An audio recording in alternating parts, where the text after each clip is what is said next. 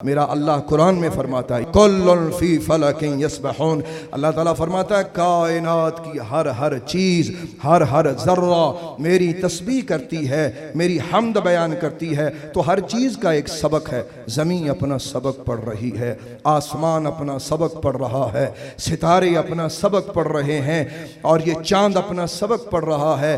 بندے تیرا بھی کوئی سبق ہے نا، وہ الگ بات ہے کہ سبق بھول گئے۔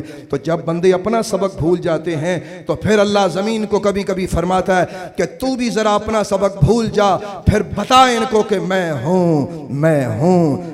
ہوں۔ وہ گھروں میں سونے والے جو اذان سن کے اللہ کی بارگاہ میں آنا نہیں چاہتے، جن کو دعوت اللہ بھی دو، اللہ کی دعوت بھی دو، وہ کہتے ہیں چل تم پڑھ لے نماز، ساڑی اگری دیکھی جائے گی، تو ساڑی نماز اندر ٹھیکا لے۔ ایسی باتیں بھی لوگ کرتے ہیں، بھائی تو جا اپنا کام کر، ہمیں تو ضرورت نہیں، تو اپنی پڑھ، آ جائیں گے۔ یہ بہانے بناتے ہیں۔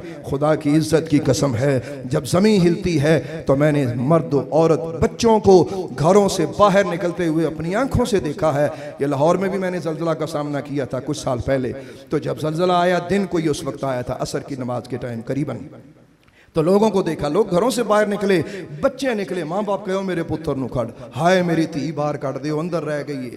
حالانکہ وہ اتنا کچھ شدید نہیں تھا، لیکن زمین ہلی تھی، تو تھوڑی دیر میں تجھے تیرے اللہ نے بتا دیا کہ میں ہوں۔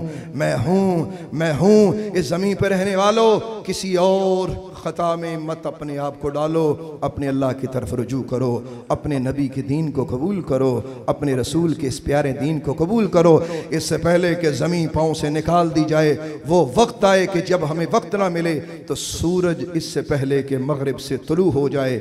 ابھی توبہ کا ٹائم ہے، آؤ اللہ کی طرف توبہ کریں۔